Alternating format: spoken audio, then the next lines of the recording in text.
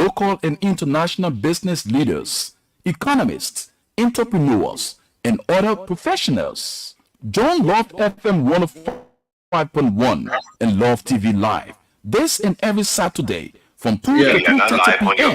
for the program Business Talk. Gain valuable insights into the world of business as we profile successful Liberian entrepreneurs in and out of Liberia as they provide business strategies, entrepreneurship, and financial planning. Business Talk, your one-stop shop in the world of business. It's on Love FM 105.1 every Saturdays 2 to 3:30 p.m. Don't miss out. It's always good to be here in a wonderful way to welcome you to the program Business Talk. Of course, Business Talk is your 1 hour, 30 minutes interactive discussion that provides insights of our business, giving you the techniques, giving you the opportunity to learn those things that you haven't learned before getting into the world of business. And for those of you who are already into business, but you've missed some steps, we guide you in the process in giving the various steps in how to become a successful business person. We're also looking at henceforth all of those things that characterize a good business. We have with us seasoned professionals who have knowledge when it comes to the world of business.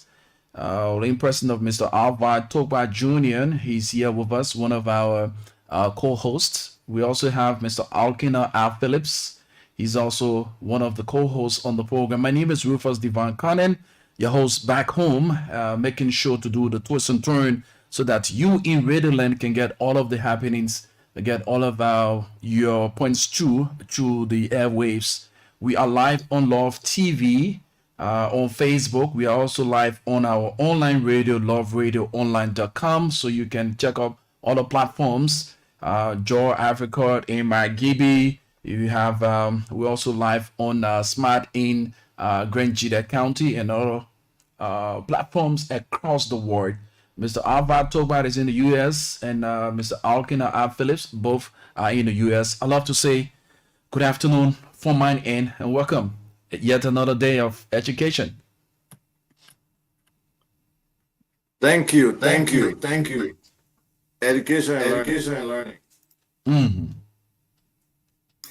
Good morning. Thank Mr. you Phillips? Good morning. Thank you for being on the program. Thank you for being I'm back from vacation. Alva, it's always a pleasure to see you. And share the stage with you as we teach and we educate our population.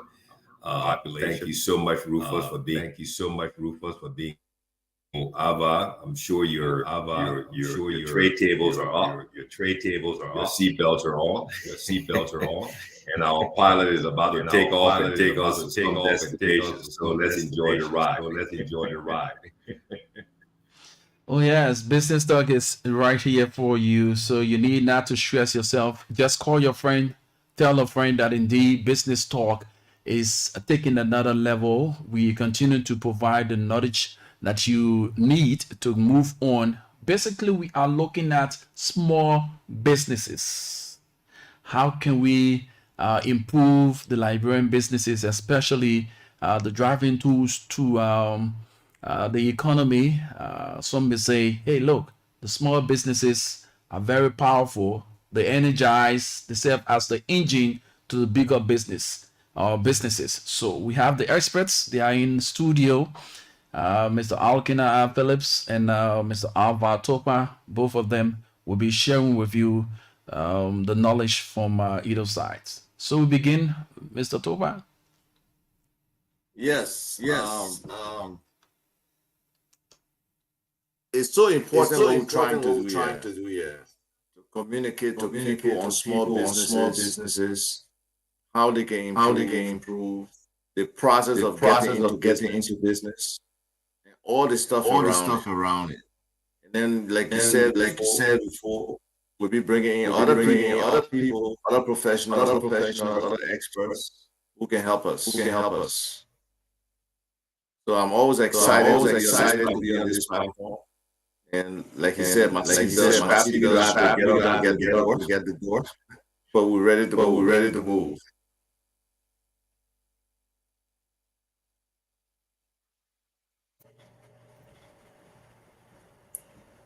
Mr. Phillips?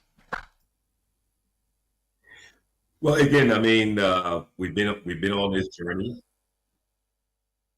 and it's so refreshing, exciting to have Ava as part of this team to bring his level of understanding, his level of knowledge, and his depth to expand upon this, right? Because as I always say, no one person knows anything or everything. But when you're building a team, you can remember from the beginning of this journey, we talked about the 10 important principles. Right? And one of the key principles we talked about was the team. And building a team, making sure that you have people on this team that share the vision with you and share the objective, and have the passion to drive this vision is so important. So,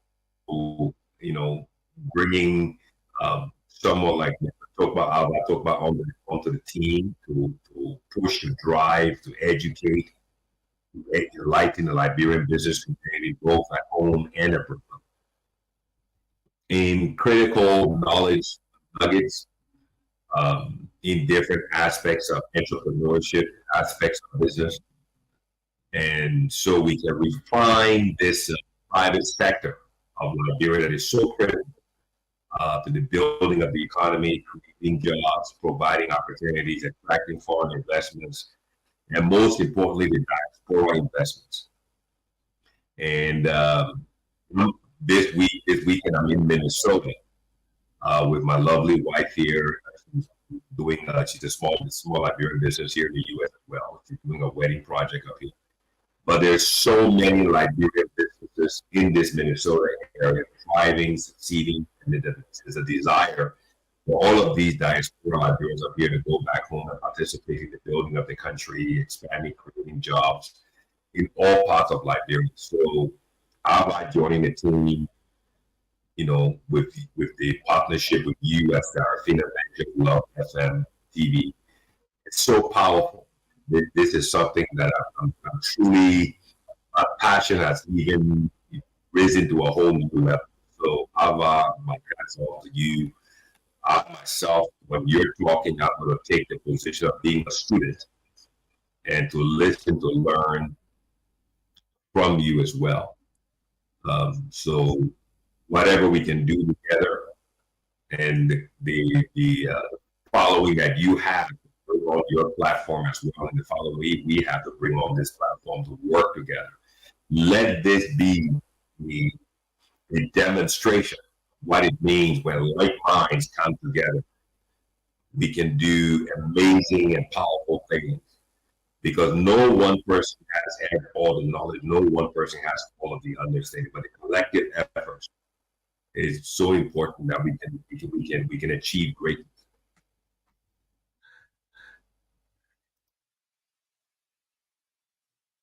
So, small business is the focus today as we began a few weeks ago talking about Liberian small businesses, the power that it has, and how it drives the economy. We can start from any of you. Let us get Mr. Toba to wade in because last week it was wonderful. While you were away, Mr. Phillips, he touched bases on all of the things that we've been touching, and it was wonderful. That of conversation, a lot of people got eager to get glued.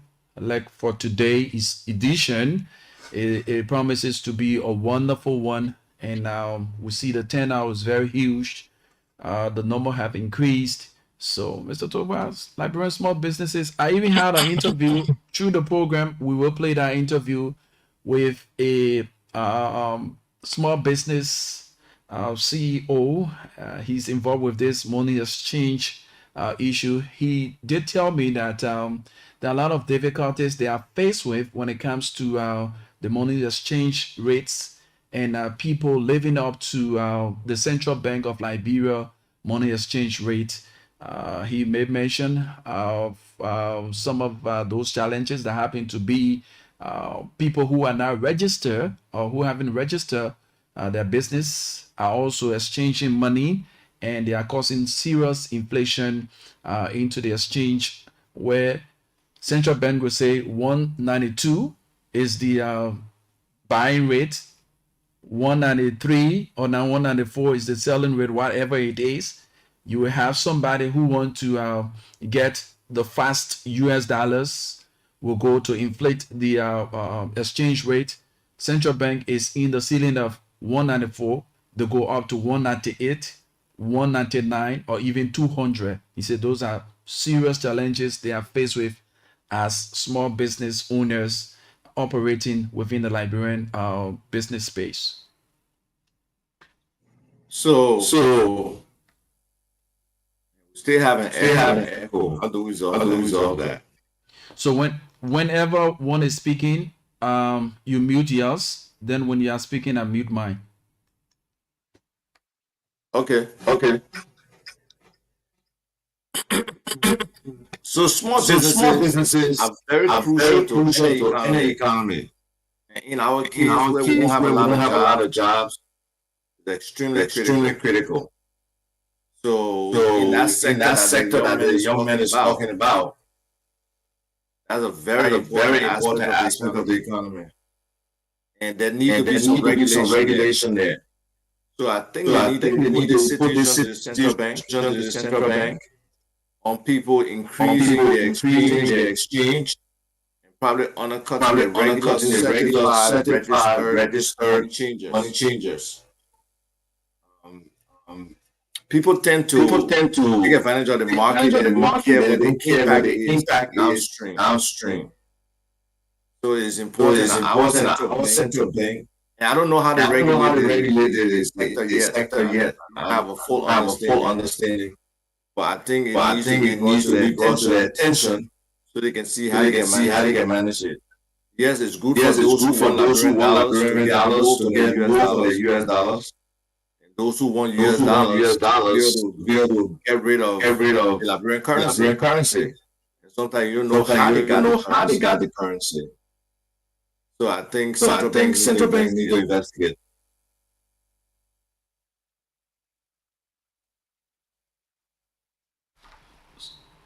So you care for us to begin the teaching, beginning from Mr. October? Yes. Today I think we should focus on the importance of small businesses in the economy. There are so many factors that small businesses contribute to. One of the major areas is job creation. And every time a small business owner can add another employee, it impacts the community. It impacts that person's family. It reduces the unemployment rate, and then it increases the general economic activity. And then small businesses come in so many different sectors and in so many different forms. So it's diverse for the people. And then we know the creativity that comes with it. Many small businesses have to be able to adapt. Some of them have to move quickly because it will be in one area. It's not people not resonating with products, people not engaging them, and then they tend to move to a different place. So in that mode, they tend to drive the kind of activity that can be determined in different areas. And it's just a wonderful thing for us to continue to foster this entrepreneurial spirit, because it's only through you trying to build your own thing, trying to innovate, that you can start to change the area around you and improve stuff. So we've talked about it before, the importance of small business, but government has to be a part of magnifying that importance of small business. It can't just be only the business people, right? Because they need support. They need some incentives. They need some facilitation when it comes to law. For example, we're just talking about the guys in the money changing business. if there are people who are not registered, who are in the business trying to undercut what the established rate is, the central bank has to look at those kind of things. So, I think the importance of small business cannot be understated, but the small business people have to be trained for the businesses to be viable and sustainable. And they also have to be brought into the mainstream, because that tax revenue generation from small businesses is extremely important. It contributes to public finance. So, there are a lot of other things, but I'll let Akino jump in, and then I can add a few more. I think your point is well taken. There's no doubt. I think one of the greatest challenges of our time, or I should say, one of the great challenges of our country, right, over so many years is the lack of knowledge and understanding of the importance and the role that small business plays in our economy. If you listen to the news in Liberia over the course of 7 days, you will hear more information, more broadcasts, more discussions being done or being had on the air about the president meeting big companies coming in to make big investments. But you will not hear anything about the small business sector. You wouldn't hear anything about, you look at a county like Maryland County, for example. There are not more than 10 big companies in the entire county of Maryland. But when you consider how many small companies or small business petty traders, in Maryland County that hold up that economy, transact more business through mobile money than all of those big companies combined. You look at Riverside County. So I think there's a general lack of understanding and knowledge as to the role that small business plays in our economy. And I think that's what this show is all about. When you and I were having a conversation, I think this week, and you said the lack of the data, right? The lack of the information that will actually, present this information and this knowledge so that people can come to the understanding and say, whoa, so our real future, our real development, our real economic growth and is tied to small business. You and I, we live in the US here. We've been here over 20, 30 years. We all know, like you rightly said, small business, the key to small business is that small business is local. Small business is local. Look at the convenience stores. The convenience stores don't do national business. They do local business. The gas station probably 5 or 10 minutes away from your house. They don't do national business. They do small business right there in the local neighborhood, providing a service and products to everybody. It's no different than the kiosk or in the neighborhood on Jamaica Road, or the kiosk somewhere on in Bonneville Estate. So small business is so vital. And like you also said, I will buttress your point that I think leadership at all levels in government need to come to this understanding. And then I guess the role government or leadership will play them to make an impact will be directly related to their level of understanding of how important small business is, right? So if you don't know how dangerous the flies are to coming on your food, then you wouldn't drive the fly away.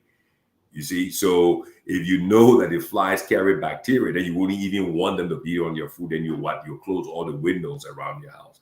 So if leadership in Liberia understands the role that small business plays in creating jobs, you look at Lofa County, for example.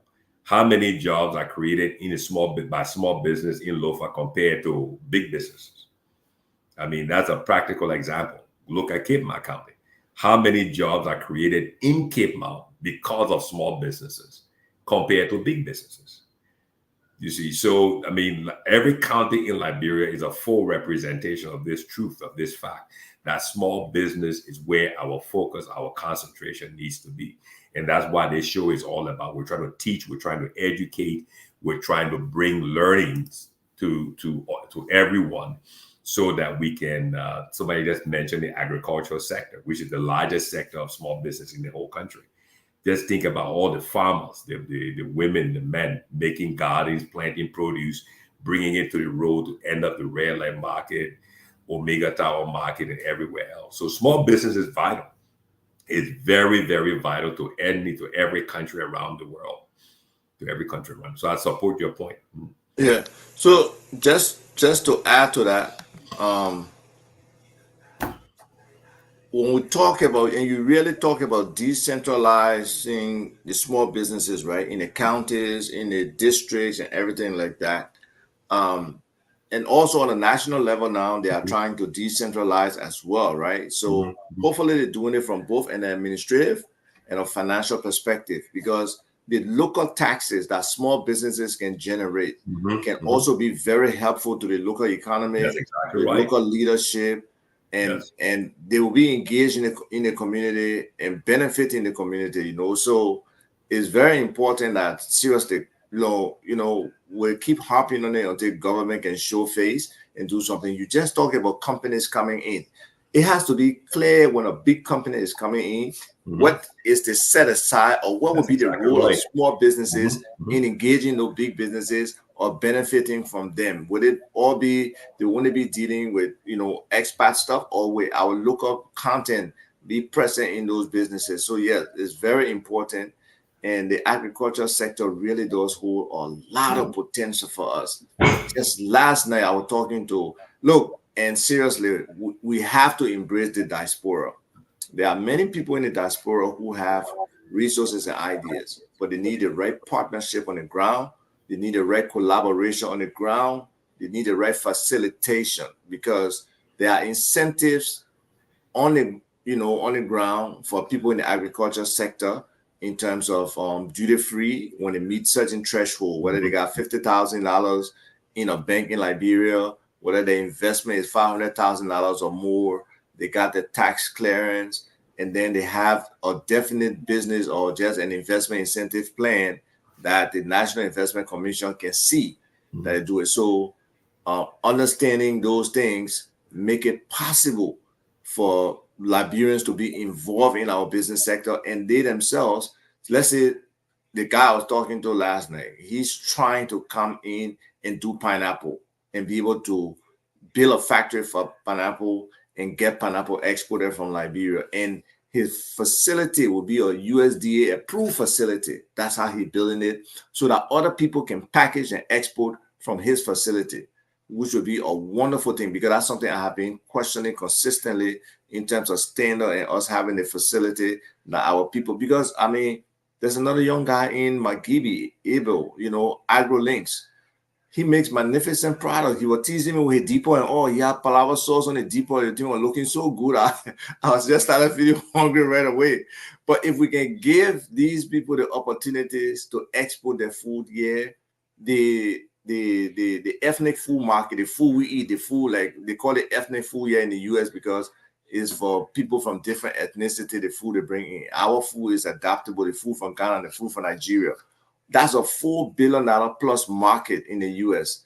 If we could take a portion of that thing with our exports, it will bring foreign currency to Liberia in terms of US dollars, and people will be more engaged in this whole farming thing, and they can benefit directly. So it's a chain effect. Everybody has to play a role. Government has to facilitate. Our farmers have to work. The people who doing the value addition, they have to have the factory there. Then this guy who's coming in with his facility where he can bag and label, because that's the key thing. The label and understanding the ingredients that can meet FDA standards is one of the key things for exporting. And then we still got AGOA, the Agricultural Growth Opportunity Act, or the Africa Growth Opportunity Act, that can really help our farmers and help our people in these specific farming sectors. So the potential is huge, but we just need to collaborate. We need to not count each other money. We need to allow those who are real business people and want to make things happen to let it happen for them. So it's wonderful.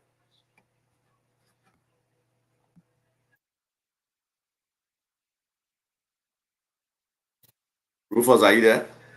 You're still on mute, Akina. You're still on mute. Okay, so let me just expand on what Mr. Abba just talked about. I mean, listening to what you just said, right?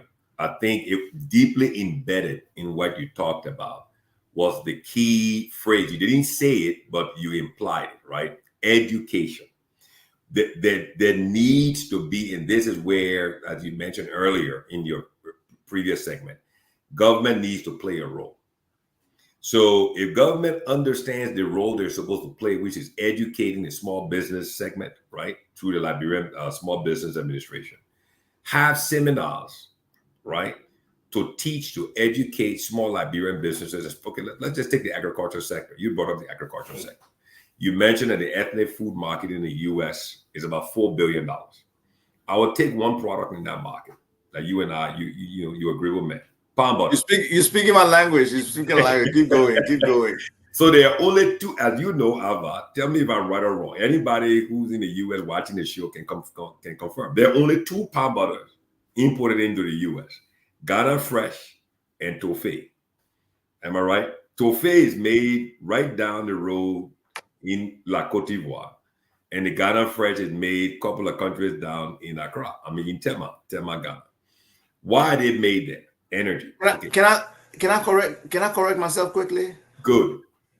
I just looked here.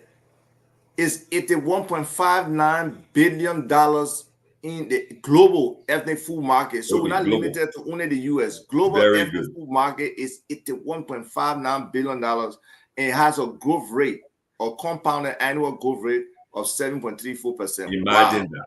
Yes. Go ahead, brother. So just that one product, Toffee made just down the road in La Cote d'Ivoire, and Ghana Fresh made in Accra.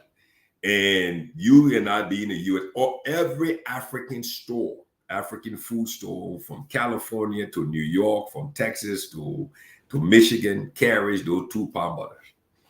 I mean, just imagine what Liberia's role could be if we could tap into that market, 5% export into that market, adding additional product into that market, and then considering our diaspora population.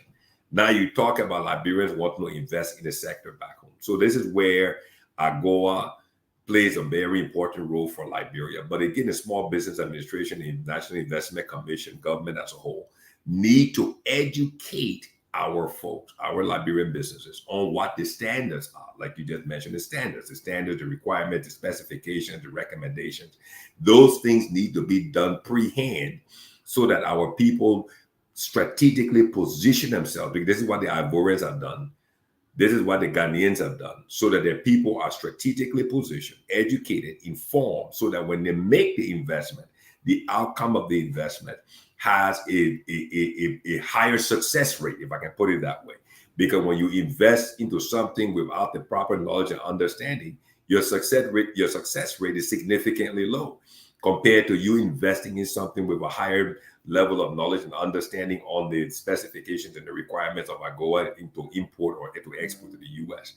So I think it's important that the LBA, the National Investment Commission, and everybody else can truly, work together cohesively to educate our local Liberian, even the local Liberian investors in the agricultural sector, and also those coming from the US. Because even if you're coming home to do pineapple export, right? So, and I experienced this in Ghana, that when I was back there in 97, 98, 99, 2000, we used to drink the pineapple juice in the bottle. Nice. But guess what? That pineapple juice was made from the leftover pineapples that didn't meet the standard for export. So the guy who was, that's exactly right. So you export one batch, right? And I remember vividly, we used to call it a pineapple plane. This Antonov cargo plane used to come 7 days a week, fly into Kotoka Airport early in the morning, and all of the tractor trailer trucks would come and load up with pineapples, and this plane would take off, and the next day is back to load up with more pineapple. But the pineapples that didn't meet the specification for export were then locally crushed and processed, and juice was made, bottled, and then sold in the local market as well, because again, the demand was there. So I think like you said, this thing has to be done in an integrated way. It cannot be done, independently or in a separated way. This is an ecosystem, if I can use that word. It's an ecosystem. Everything is interdependent. Everything is connected. Knowledge has to be shared. Communications has to be shared. That's what this show is all about. We create the platform, let people talk. Let's have a discussion about, because this is so critical. I mean, just imagine planting pineapples in Cape Mount County, what that can do for Cape Mount. Okay, local job creation, manufacturing, value added, and then the wealth building component. This is not we're not talking about making money. We're talking about creating wealth in the sector within the population. That's it. So this is not about making money. This is all about creating wealth, because when you locally grow, every stage, Ava, correct me if I'm wrong, every stage of the value added chain, you create more jobs. You plant, you create one set of jobs. When you start processing, you add new sets of jobs. And then every stage of the process, you add higher wage job and more technology driven job, because you need technical people to work on the machines, to service the machines, upgrade the machine, maintain the machines, packaging and everything else. So that entire ecosystem, I mean, is a wealth generator by itself. In a country like Liberia, where we're less than 6 million people. Imagine how much wealth potential we can create within our borders, bridging the Liberians back home and those in the diaspora. Over to you, Rufus.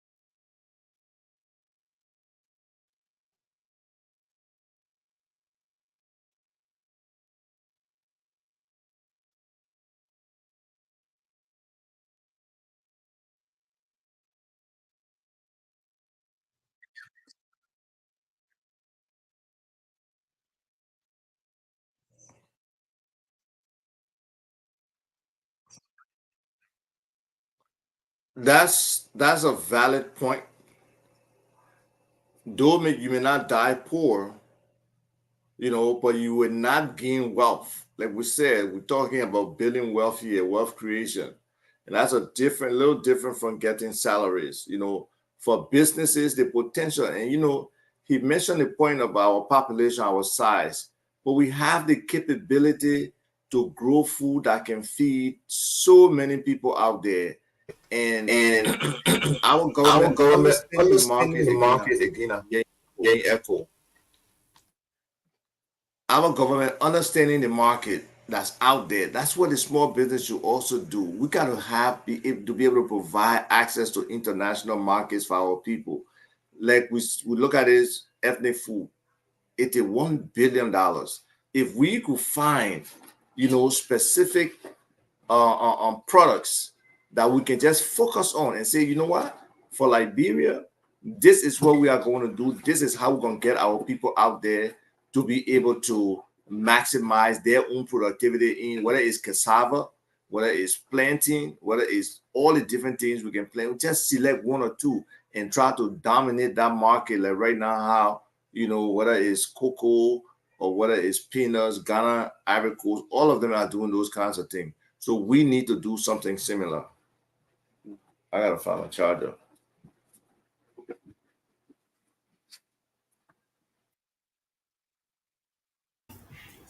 I buttress Ava's point again. The point that Ava is making there is again, we need to fully this cannot be done in a vacuum. Okay, there has to be. I was reading something about Rwanda last night on my LinkedIn page, and this expat traveled to Rwanda. He said he was coming back after 7 years. Very interesting read. And one of the things he wrote there towards the end, in conclusion, he said that it is a joy to see and to understand that President Paul Kagame does not have hope as a strategy. Okay. So hope is not a strategy. You can't say we're hoping this thing all the way through. No, there's got to be a plan. There's got to be a real plan, a real strategy to deliver the results that you need. We talked about this even before you joined the show, how important it is to develop a plan and to put a team together and then develop a strategy so that you can then bring members of your team in to drive that plan to produce the result. That's what you just said. Okay. Exactly.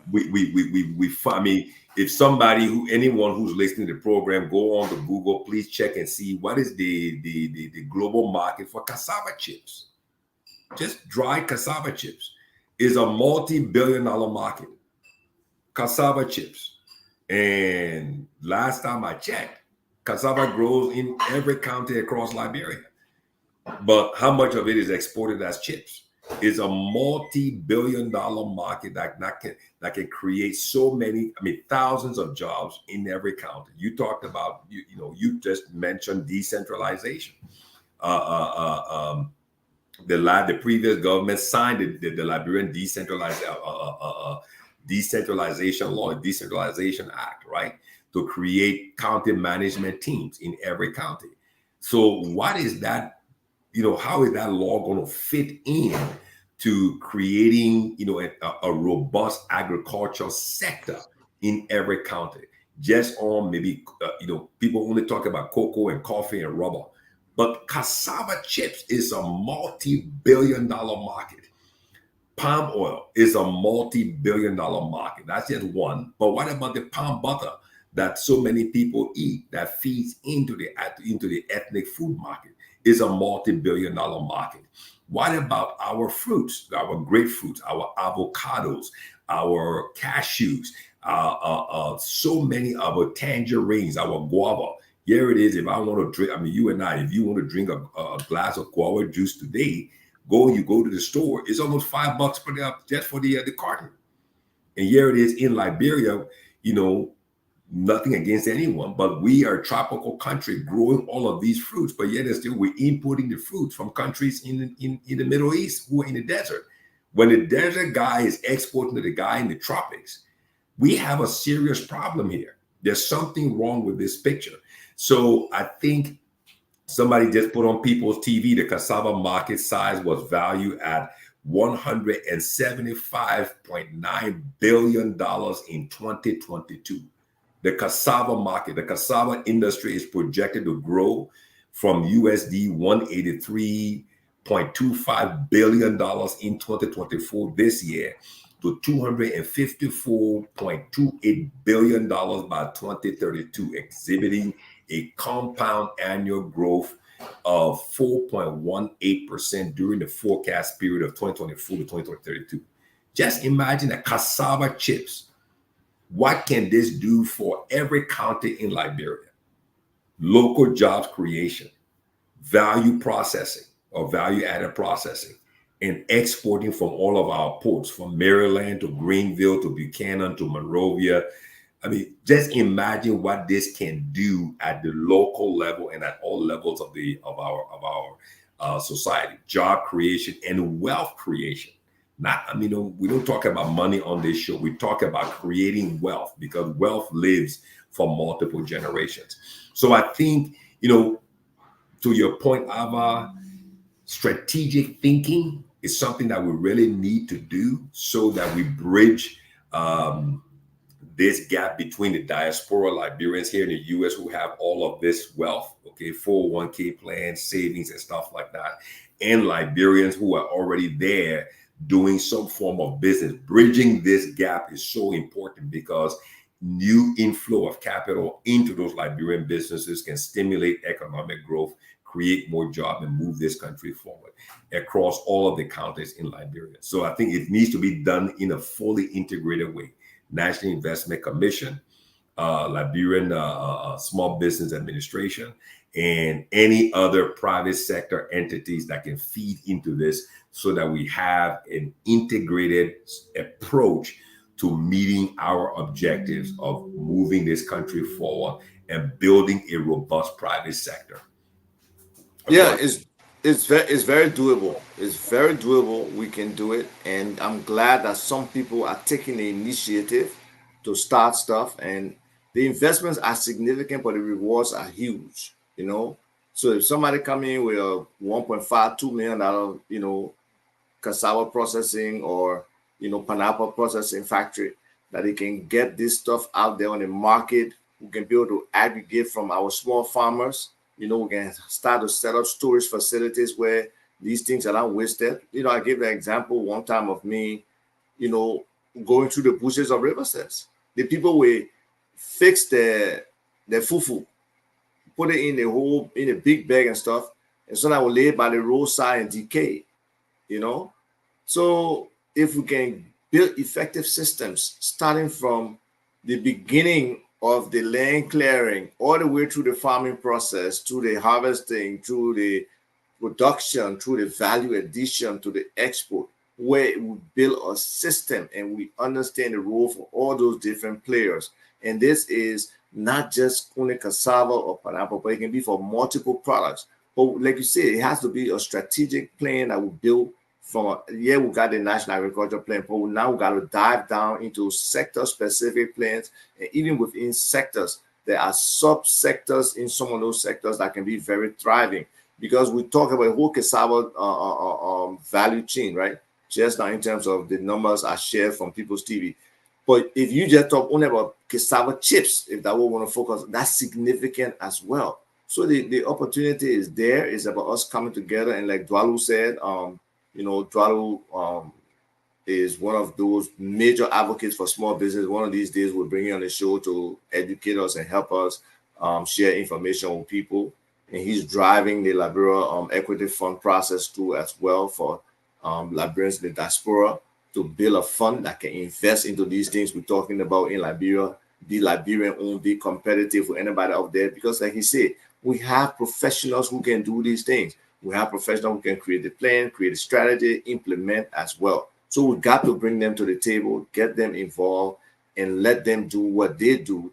And that way, everybody along the chain can start to benefit, and we can see a different Liberia where we can redefine what farmer is, right? Sometimes I ask people, what is a farmer in Liberia? According to the Ministry of Agriculture, is anybody who can scratch behind their horse and plant something, a farmer. Okay? Farmers have to have a standard, and it got to be based on production or revenue. Whether it is you want to have 2 acres, you want to plant 2 acres, you want to have XY production, or you want to get at least $1,000 in farming revenue a year. That also feeds into taxation again. So everything is tied in. It all also depends on data. If a farmer just can't tell us, I got 10 acres, how do we know he has 10 acres? We have to be able to validate it. Now we got, area survey capabilities in Liberia where people can validate information given, where we got GPS now that they can use if they want to do it hand-driven on the ground. But we got to validate what we put under production. We got to validate what's produced on those different areas. And we got to be able to analyze why John Peter Farm with seeing 2 acres is producing 10 tons of cassava, where Mary Johnson is only producing a 0.5. So those differences in production, we have to understand them. That's why Carry and any other extension service in Liberia is so critical in terms of research and supporting farmers. So we have some things in place. We just need that strategic plan and somebody implementing it with clean oversight and monitoring and evaluation to ensure that people are not just going to the right, going to the left, and we're doing the right things, and we are progressing, we are grading ourselves, we are being objective, and we have that thing in mind, that target, trading Africa, the people in Somalia, the people in South Sudan, the people in certain areas there, they need food, and we can supply those foods. Right now, what they call this stuff name, moringa is a power food. Okay, we can see how moringa, we can elevate our production of moringa and be able to send it to those places where people are starving. So the opportunities are huge. We just need that orientation to focus on business and the facilitation for government to help us achieve those. LBDR, the banks, starting with LBDR can play a major role because some of these agricultural plants are bankable. They can look at and say, yes, oh, this stuff can work. They already have an off ticker. The market is identified. It's just about us going through this process for them to get to the production level and be able to export. So it's all about us thinking and those who are in government working for those who they're supposed to serve for us to make this possible. Rufus? Yeah, let me just buttress your point. Ava, one of the things you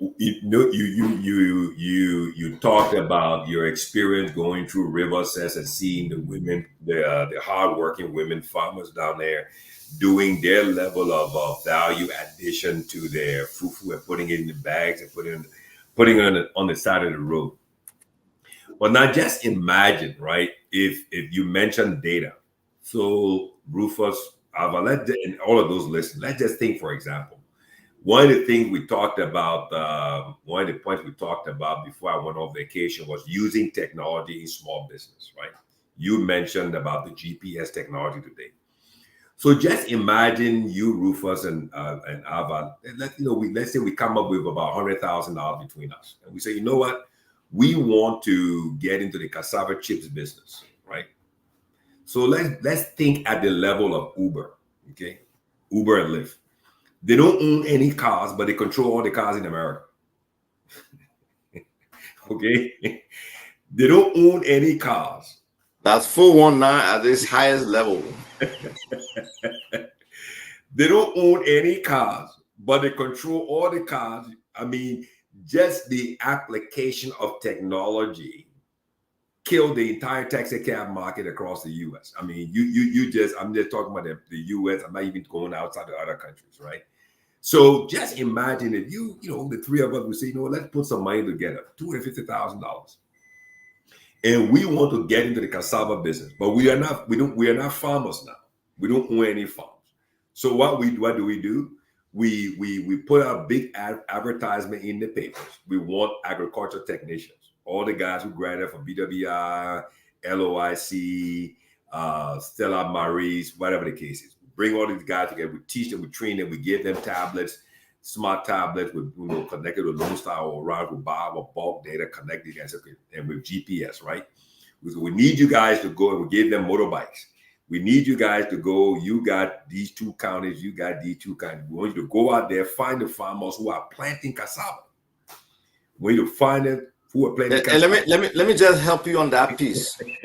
There's a group called the National Cassava Sector Coordinating Committee. Yes. Yeah. And they are doing a great job. I'm a member of that group. They are doing a great job. They have good leadership. They're trying to really engage the ministry on how they can expand. And there was even a message for the ministry interested in people who have 200 acres or more to focus on cassava planting. We'll continue. Yeah. So, and that's all we do. We find the farmers, engage them, take their pictures, set them up, get their mobile number, set them up all up, do a GPS coordinate, whether it's 1 acre, half an acre, 2 acres, whatever the case is, and say, you know what? All the cassava you're planting, when are you harvesting it? Oh, I'll be harvesting in 3 months, no problem. How much are you going to sell all your cassava? I will sell it for $200. Okay, you know, I'm going to pay you 50% up front. That cassava, don't sell it to anybody. When it's time to harvest, contact us. We'll come and pick up the cassava.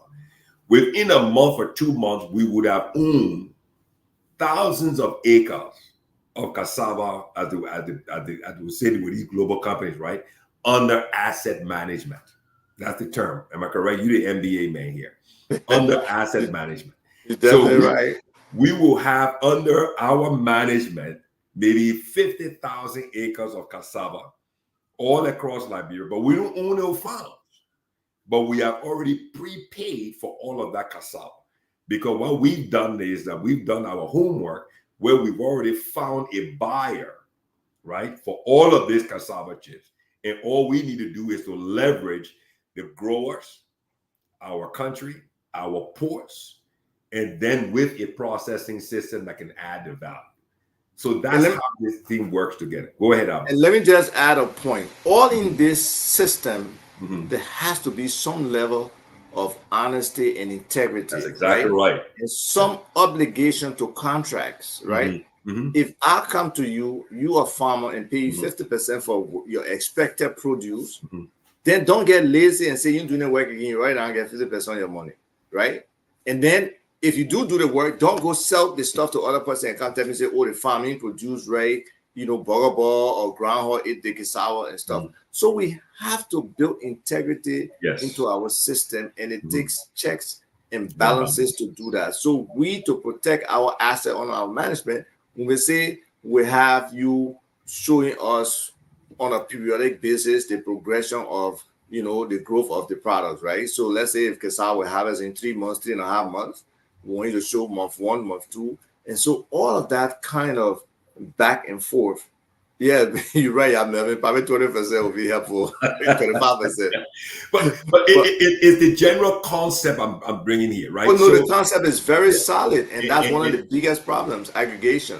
Yeah, and the role of those agricultural techs, if you can remember, you and I were almost about the same age. You remember back in the days, right? They had the the agricultural development projects in every county, BCA, DP, LCA, DP, whatever the case is. So our agricultural techs, when you are tasked with a specific area, your job is to what? Make weekly contact with your role of farmers to make sure that everything is on track. And then you're updating using your smart device to our head office so we know exactly what's happening in those places. But technology plays a role. And like you said, we educate the farmers, no different than what we're doing, seminars or whatever the case is, on the integrity process, one on your contractual agreements, the reason why we're paying you 25%.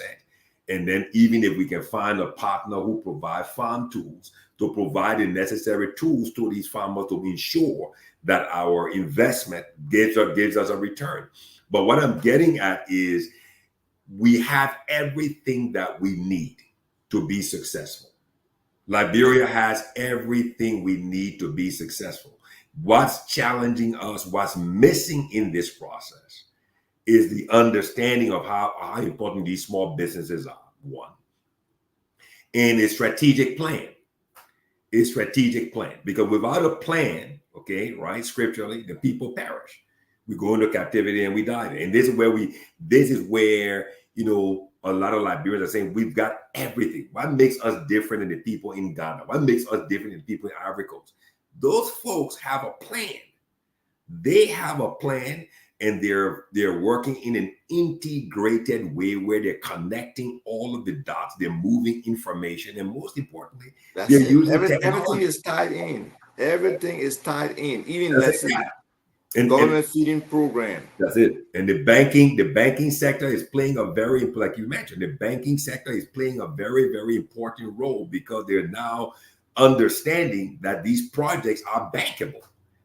And like you mentioned, a government feeding program. Imagine where farmers have no worry about their food that they're growing, that is being bought by government to feed all of the kindergarten schools on a daily. Government has the police, they got the soldiers, they got hospitals, and they got schools. Yeah. All need food. All need food. All those have feeding program. Yeah. We can do a rough order of magnitude estimate based on, and it doesn't even have to be rough because they got actual money they have expended over the last 5-10 years. And that's why we say data is so critical. And they can look at the next year projection and say, look, 2025, we're really getting our farmers to be our producers, for our national feeding program. It will also help too for us to change the palate and the taste, especially when it comes to rice, that they Pusao rice can shift to eating our own homegrown rice. And some of our people got parboiled rice now they're producing, right? But still, our nutritious red rice, brown rice, we can start acculturating our young people and the people in the military and police to start eating that kind of healthy rice, and it will be better for them in the end. But I'm just saying, whether it's the rice, the potato grain, the this, the that, all of these things can be facilitated by government because you already know that we eat X amount of food for this year coming. So farmer X in Nima can produce this, farmer Y, and we front some of these people the money for them to start their stuff and then pay them based on production. So if we can't do that, it will be difficult for our farmers to really get there. So the combination of government supporting it from their programs, the Small Business Administration, and then also some exportation of some of the products, expanding certain value chains. You're finding new markets, yeah. Yes, we can really boost agriculture in Liberia. It's highly possible. And, there are some dynamic people, people have always looked down on farmers as, uneducated or stuff. No, that's not true today. Many of the people in the farming sector today are understanding of the issues. They understand the economics of farming. They have some technical experience, and some of them are well educated. So if we can give them that opportunity to demonstrate and show what they're worth, somebody asking about poultry, I sent a note to the minister, or somebody had posted in one of the chat around him, just about livestock and our ability to produce some of those things, So there's just so much opportunity here, but we just need some support for these farmers and these producers for us to get to that level where we can start supplying different portions of the world with food and be that breadbasket that we are supposed to be. Okay.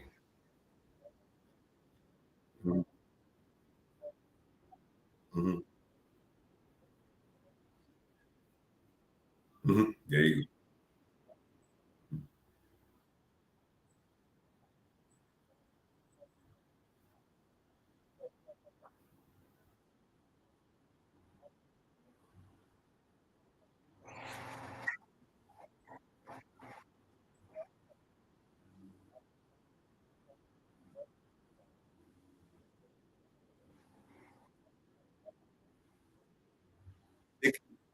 They can't hear you. For some reason, some people cannot hear you. I can hear you. Yeah, I can hear you.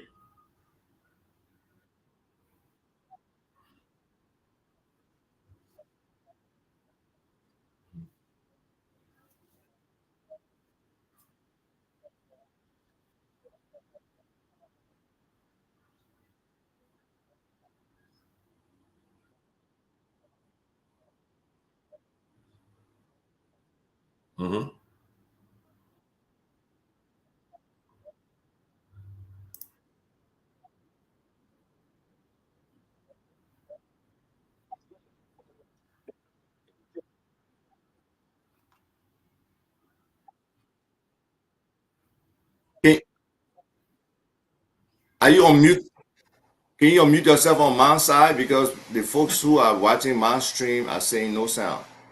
Oh, okay. Am I cool on that side? Yeah, I think they should be able to hear you now. Okay. I would say all of the good ideas we've proffered, they are very important, but they cannot come to reality without the involvement of electricity. We need electricity as the driving force for production. You cannot you cannot buy fuel oil, and it's costly. You know that. So if you have the government providing electricity that everyone can go and subscribe, like we have the LEC, you get your subscription. Today they are on, tomorrow they are off. it becomes a problem for those business owners. And Mr. Phillips, you have broader knowledge when it comes to the energy sector. What do you make of that? With the involvement of the energy sector boost? Okay, so you open that can of worms. So so the reality is this, right? So last week I was privileged to participate in the Black Business conference up in Atlanta. The president was there. President Joseph Imabweka was there with his team. Great program, very good speakers. I even led a session on energy for Liberia. And there were so many African Americans interested in investing in Liberia. And even during the press conference that the president had, I raised this very same point. Okay. So let's connect the dots here. Let's reinforce what Ava and myself have been talking today. This entire small business success for Liberia's growth and development, prosperity, creating jobs, attracting foreign investments, and moving us forward to a level where we surpass Ghana, Cote d'Ivoire, whatever the case may be, cannot be done with a strong foundation of energy. Now, I met a guy, one of the persons who I spent a lot of time with. I spent time with two key people at the program there. Dr. Ford, of course, but there was the other gentleman I met, Brent Boyd. He's out of Ohio. He has a company there, and they're into solar energy.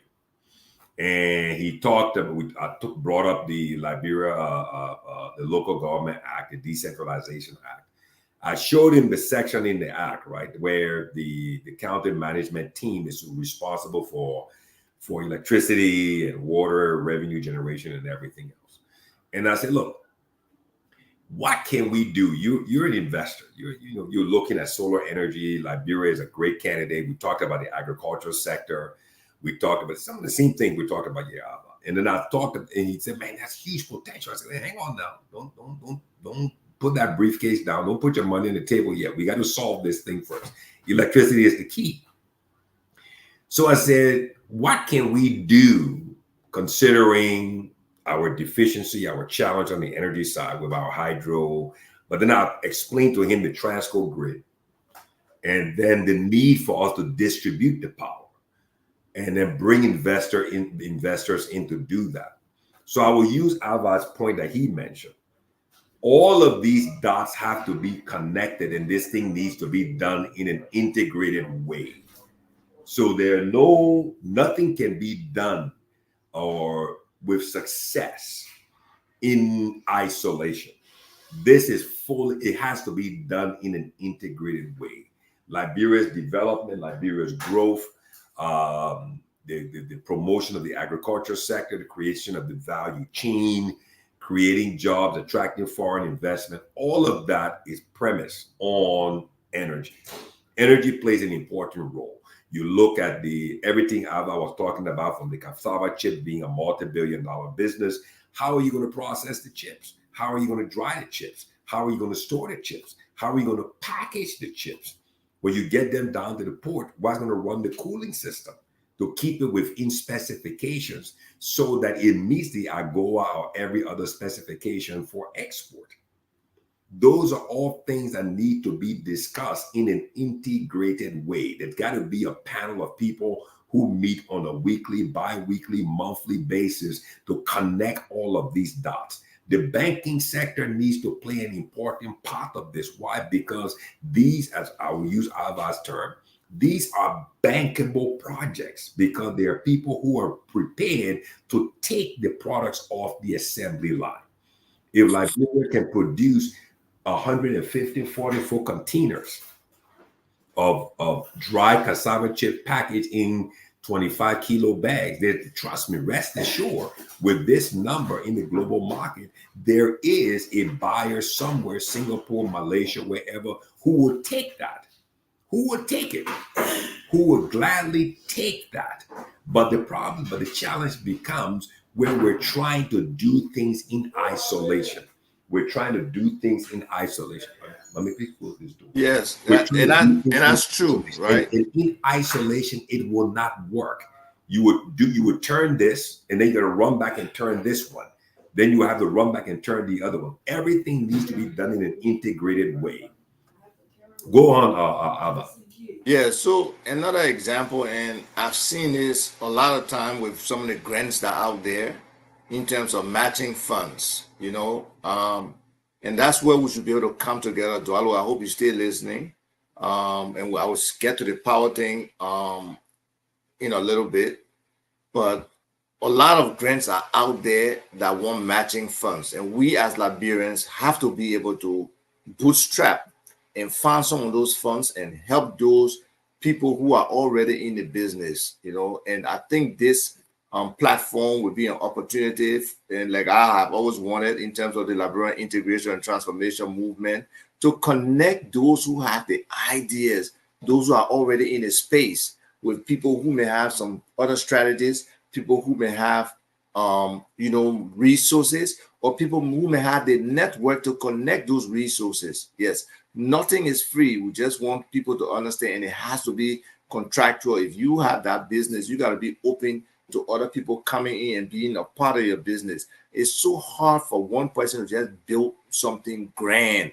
They got to have partners, they got to have facilitators, they got to have people who help them in different ways along that chain. So it's something that we just really start thinking about, Dwalo, as we try to get people in this equity fund. We can start little by little, just how you are suggesting that we can farm our way into adequate power production. We can also farm our way into a huge Liberian equity fund. But in terms of power, yes, we need power. But the early stages of production may not need power. Let's say if the government is talking about, I think about regional agriculture right now, and having regional centers, centers of excellence. So if they had, mechanized equipment in some of these areas that can help these farmers clear faster, do certain things faster, if they had additional implements, even plant faster, it will be very helpful, to these farmers to start that process. But in terms of this whole energy thing, not everybody would need a warehouse. We need energy for storage, but there's a program, and that's where we need the concentration of people. Why is Power Africa there? What has Power Africa done for Liberia? We need to assess that. What are they really supposed to be doing in terms of moving our power sector forward? We need to be able to look at that. Sometimes, I partner with Cottington in terms of applying for, energy for our university. But they said they wanted something from 10 million up. If that's the case, then let government Liberia cooperate with some of the players in the sector and get those $10 million meeting grades, if that's what they want. So it's about being able, government, to be very responsive and tracking these different opportunities for Liberian farmers, Liberian business people, because energy, we can't shortchange the impact of energy on small business growth and impacting the economy. So we need that. We need them to look at it in that space. But since we're focusing on agriculture right now, we can start looking at solar energy as well, because a few, how should I say, a few panels can make a difference, whether with irrigation or whether with storage or whether with, the actual, production of the product. So gradually, like God was saying, we can start this thing, but energy is a necessity. And we have to look at it in a programmatic fashion where we say, okay, we start here now with our energy, and we stay hearing you, Akina. You gotta mute. So folks, this is very, very important. I don't know if Rufus wants to open the lines for some of the people on the ground to provide some input. We have another 15 minutes to go, just so we can hear from them before we close up. Yeah.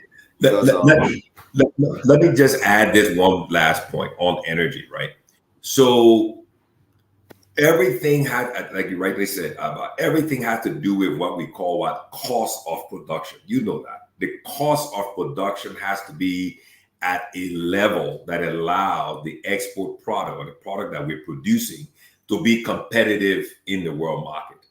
We got labor costs on our side, but that energy cost makes up almost 2/3 of the cost of production. So if we can reduce it and improve on efficiency, then we can get the cost of production down and have a competitive product. So you look at, look at it from this perspective. Look at the telecom sector. The telecommunication sector, when you look at Orange and MTN Lone Star, their operating cost is so high because of the lack of utility across the countries for all their BTSs. So they're having to invest in the energy, in whether it's solar or generators, fuel, logistics, fighting against theft and everything else. And they don't absorb it. They pass it on to the subscribers. So that's why the cost of data and everything on the Liberia side is high. Why? Because the cost of production, right? So if you come to the agricultural sector as well, back to your point, we have to do this in an integrated way. We need to, I work in the oil field. One of the things that didn't happen 10 or 15 years ago was all of the unproductive acreage under lease by the various oil producers just used to sit there. But now here it is with the promotion of solar energy. The oil producers are taking their unproductive acreage, building 300, 400, 500, and 600 acre solar farms and creating their own utility so that they can reduce their production costs from paying a utility bill to Texas, New Mexico Power Company, and then producing their own energy, lowering their cost of production, thereby increasing their increasing their profitability. So it's the same thing on our side. You use the word mini grids. I think if for me as a business development specialist and an engineer, if I sat down with 3, 4, or 5 banks in Liberia today, I can convince them to invest in the energy sector. Why? Because it's profitable. It's profitable. Why? Because the demand is there. But the question is, with the you mentioned it, with the promotion of mini grids, right? Mini solar grids in every county, 3, 4, 5 megawatts that can be funded by an Echo Bank or the LBDI or whatever the case is, and then build an industrial park that can be powered by that mini grid to support agri-processing. That's a solution because they are off-takers for all of those products. That is something that can be put on a piece of paper, get the bankers to sit down and get government backing for it, because there are people who want those products, whether it's the palm butter, whether it's the processed pineapple or whatever the case is. There are people wanting it. So these are bankable projects, but is the conversation being had? And are the right people being brought to the table to have these discussions? And I think we as Liberians need to look more internally amongst ourselves for solutions, as opposed to looking outside first for solutions. Liberians over the past 25, 30 years have invested in education. We've become more knowledgeable, more experienced in the diaspora. So we're prepared to contribute to have these conversations and discussions. But most times, our leadership always look outside first, as opposed to looking amongst our people. So I think, these are bankable projects. We just need to get the financial sector involved. Maybe we Liberians in the diaspora need to come together to create some form of an investment fund, and then fund these projects by ourselves, those who are landowners amongst us, and see how we can get these things done. Because I think that the time is now. Back to you.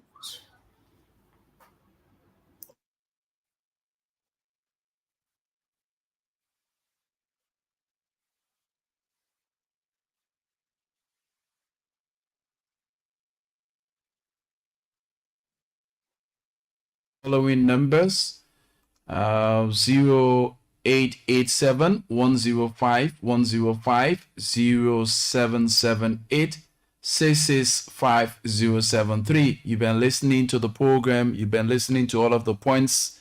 You want to weigh in. You want to ask those questions. Maybe you are bothered by something concerning the topic, small Liberian business, and you can ask those questions. Mr. Arkina R. Phillips is here. Mr. Alvar Topa Jr. is also here. They're going to answer those questions for you. You can put your calls through on 0887 105 105 0778 665073. Just a reminder, Business Talk comes on every Saturday from 2 to 3:30 p.m. right here on your favorite dial, of course, Love 105.1. We are also streaming live on our online radio, loveradioonline.com. You can also follow us on People's TV in the US. Across the world, you can get us. So let's go to the line and take our very first caller. Good afternoon. Hello. Good afternoon. Good afternoon, Rufus Divine Kane. My name is Melvin Tuwela from Cinco, following the conversation. Melvin, let's hear you. Okay, so what has been discussed is very important, most especially with our serious focus on involvement in the agricultural space. One of the major issues that we raised was the issue of energy, and now that renewable energy is gradually entering a space of Liberia in our agricultural space, I think it's an opportunity for us to take advantage of. Why it's true that we still have issue with our national grid. Once most of the major farmers or businesses move to renewable energy, it's going to help a lot. It's going to reduce a whole lot of cost in terms of electricity consumption. So it's a very good program looking at all of the other sectors in the agricultural space. There are just so many opportunities for Liberians to tap into. Thank you. Thank you so much, Melvin. 0887 105 105 0778 665073 are the numbers to call, ask questions, make addition, input to what you've been hearing. And let's get going, because this is about us. We complain of, foreigners taking our economy, foreigners in charge of our economy. You yourself, through this program, you can get the ideas to make that little plenty chip out of something that you can lay your hands on and get to make living. If you, before you made up your mind, you have a very big business, you started with your little plenty chips, you move on to a widow market, from a widow market you got a shop, from a shop you go into a store, then you start talking about exporting and importing and all stuff like that. It starts from a small beginning. 0778 665073 0778 665073 0887 105 105 are the numbers to call this afternoon and form part of the program Business Talk. Over to you, Mr. Togwa. And that's a wonderful point you make. Unmute yourself, please. Kindly unmute yourself. Can you hear me now? Yeah.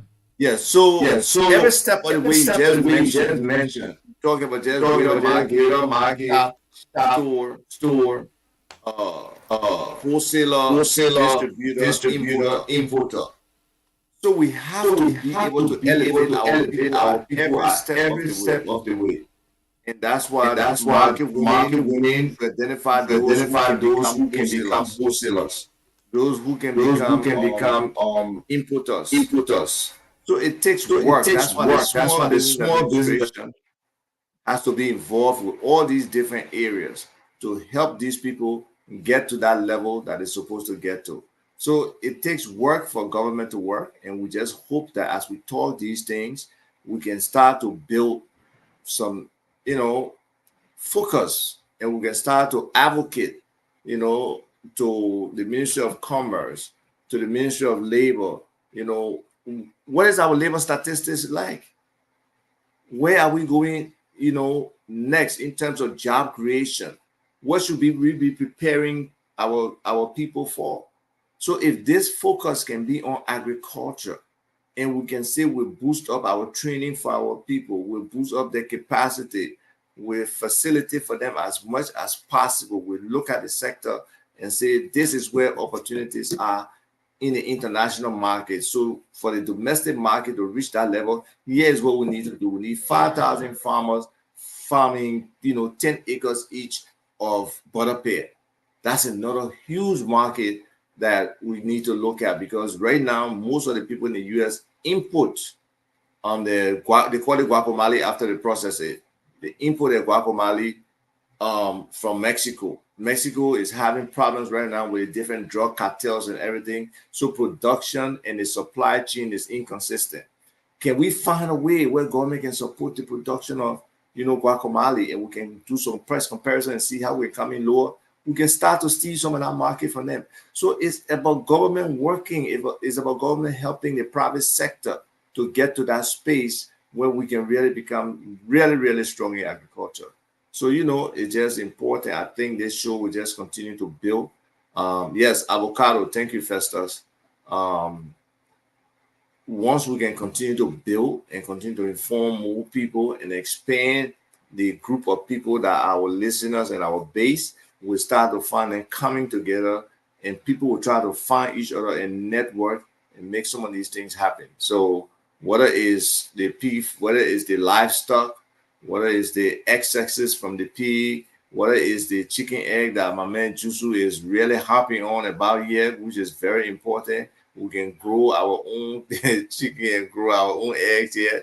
But there's a lot of opportunity in the agriculture sector. And the more we feature it and we start to bring on some of our agriculture experts, whether it's my man Dr. Hare, whether it's Stanford Peabody, whatever, Mr. Masekwe or Dr. Masekwe, other people in the area, even the Minister of Agriculture himself coming on here and sharing some of, what people hearing what people are saying and sharing some of his solutions and exactly what they are doing. That's one of the areas where I think government can improve on sharing what they're doing so that people understand and can be able to support that, or they can be able to apply for some of the things that are available out there. So, folks, this is exciting for me.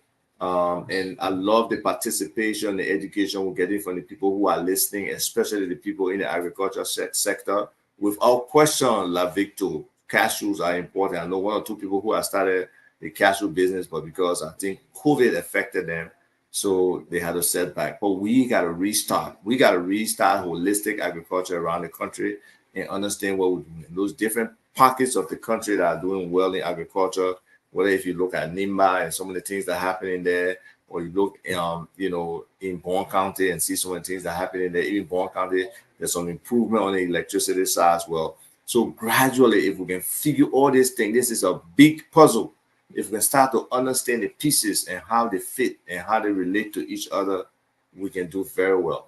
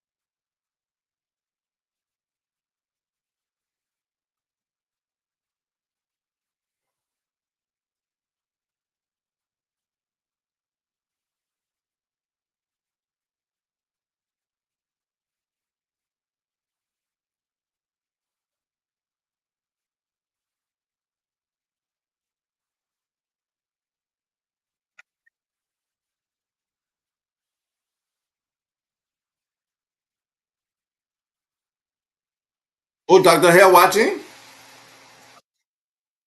Oh, okay.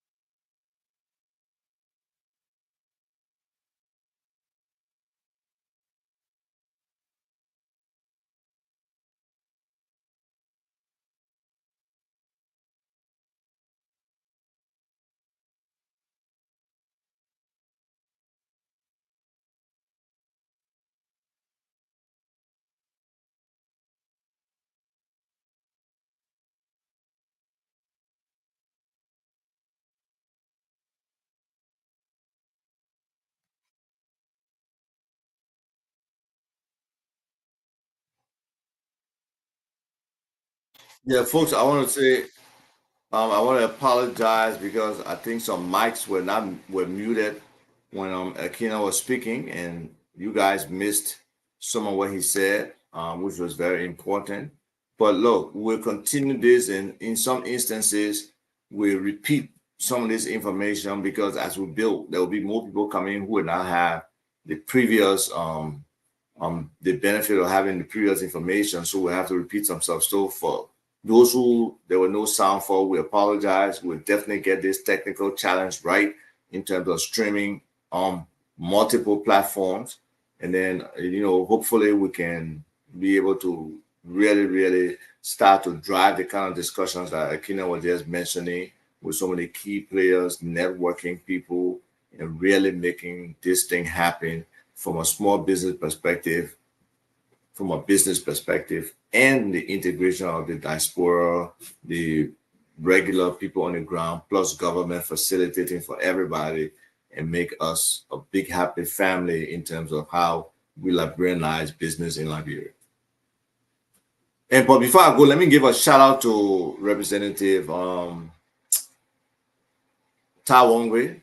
He had a session last night, a meet and greet for him where people were listening to him about his vision for his county. I got there real late. Unfortunately, I was at a funeral most of the day for one of my quote unquote nephews. His dad and his dad, is going through some very tough times. His name is Anna Balio, but his uncle, Danny Dix, was my schoolmate at Cuttington back in the 80s. And we were both involved in an accident in 1982 where Danny passed away. And this kid was named after Danny. And he himself has now, gone to the great beyond as well. We pray for the family. We hope that Anna will be strengthened. We hope his mother, Manu Kamara, will be strengthened and, be able to deal with this because loss like that is not easy for anybody, for any family. But losing a child, especially, is very tough because I watched my mom after my sister passed away and how it was a real toll on her, how she really went through, some very tough times dealing with it. And to be honest, she never fully dealt with it until she herself passed away. So I pray for them. I pray that it will be strong, that it will be able to find some kind of replacement. It will not be a full replacement, but it will be something for them. So wonderful platform, Rufus. Thank you for this. Akina, thank you for this. Let's keep, trying to share and learn from our people out there. Well, again, thank you so much for sharing the platform, Rufus. Even though you were piloting today, we had a couple of rough spots. As the pilot, we always say we're going to hit a couple of air pockets. So we had a couple of bumps here and there. But it's technology. The more we use it, the more familiar we'll become of it. But Ava, thank you so much for participating with us. Greater things are to come. Greater things are to come. And let's keep this discussion going. Great session today on agriculture, connecting all the dots. Ava will come up with what we should discuss next week. Let's continue the discussion in the group, in the WhatsApp group. If you want to join the WhatsApp group, reach out to Rufus or Ava, myself, and we'll add you into the group so we can have the more discussions even after the program. Don't forget, Business Talk is every Saturday here on both platforms. And again, this is the no politics zone. No politics on here. Only business, all about Liberia, growth, development, creating wealth at all levels of our economy. Thank you so much, Rufus. Thank you so much, Ava. Have a great weekend.